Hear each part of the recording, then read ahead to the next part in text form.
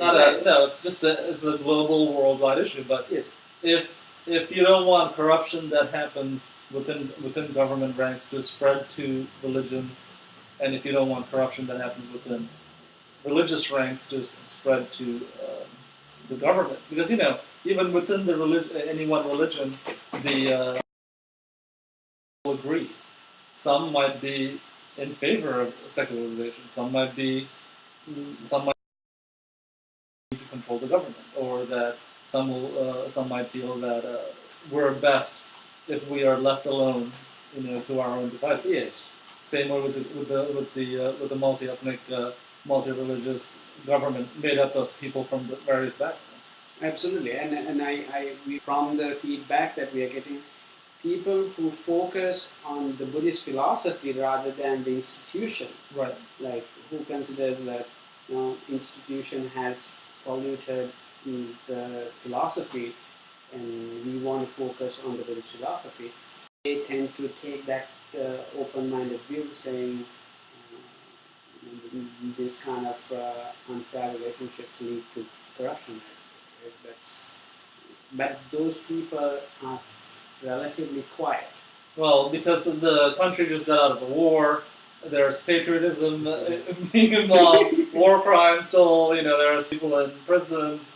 So yeah, I think in a post-war situation, these ideas will slowly come up as other things get resolved.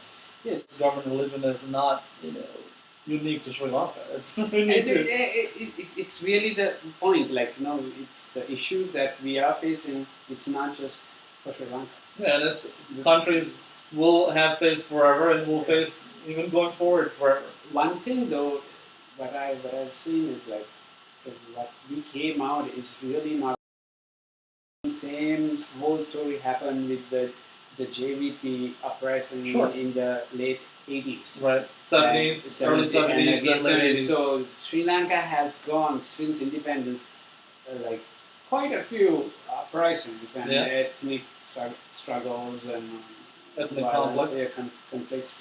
So to label them as ethnic issues is really what everybody has done over the years. Religious issues. Or religious. Yeah. These are much more broad issues. I have to see, and I think that's why secular governance kind of helps as a central solution. In my view, at least, I think once you establish a clean secular government with a separation wall, like how you have in the United States, that new government cannot infiltrate the religious institutions or the vice versa. Yeah, I mean, there's always breaches happening, but generally people accept. Whenever that breaches happen, there is a government mechanism, like what you call the constitution, which is protected by the judiciary. Right, or there's third party, private, civil society, or people within the religions who say, well, this may work for us now, but what happens when X religion is the majority and they just us? Yeah. Because I mean, separating the government and religions benefits every religion because it establishes. I mean, Buddhism will probably always be the majority religion in Sri Lanka, but let's say at some point, Islam becomes very popular, or Hinduism becomes very popular, right? So, is the country going to go back and forth and have these of the others? That's ridiculous. So what we try to promote is the idea that public understands an old concept that everywhere in the world, currently, many places, not everywhere. Not everywhere. Many developed places. Majority of the democracies in the world are secular. Majority of the good ones. The majority of the good democracies. I think when I look at the map, the Wikipedia map, right, only not many, it captures all the countries, all the sovereign countries. Right. And like you said, the developed regions are definitely secular. Yeah. Okay? And even the underdeveloped regions, a lot of them are secular. practice. In practice, they may not be, but once you become constitutional operated, you can actually, whenever there is a violation, you can Redress yeah, from the Constitution. Yeah, you can seek addressing the grievances of the people through the court system. Yeah. So if you don't have that at the constitution level, the courts will throw it out. And some people who talk about this issue say the things are in place already in Sri Lanka where a non-believer can get a fair access to and fair hearing and support from the government. But it's not the constitutional separation that matters. It's the general corruption where law and order in certain areas in certain issues is not strong. So that's a separate issue that we have to. I mean, you can't have just having constitutional separation on paper without enforcement. No. Without the public understanding will do no good. Absolutely. Enforcement.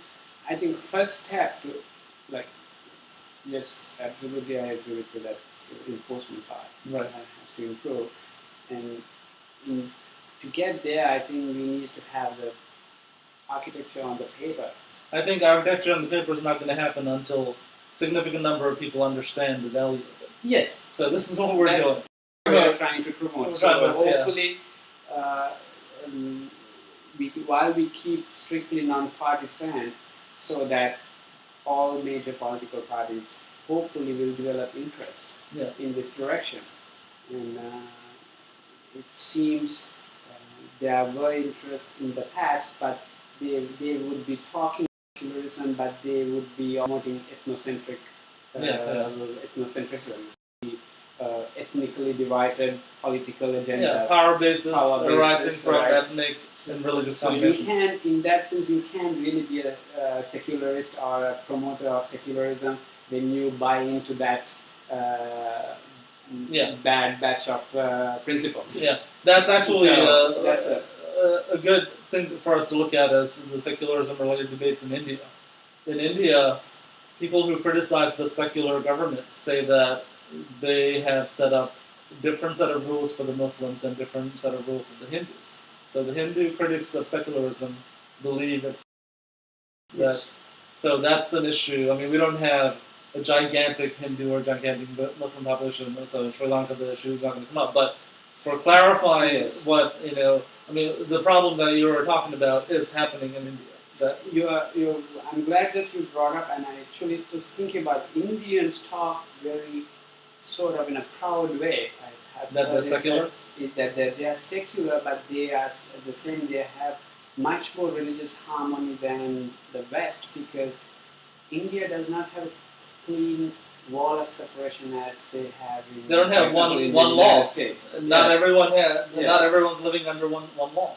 Yes. So it's a bizarre. It's not secular. Everyone is equal before the law kind of setup that we see here in the U.S. and many other laws. So in that way, I don't really agree with a lot of Indians that they show about their version of secularism, because it's a mixed bag.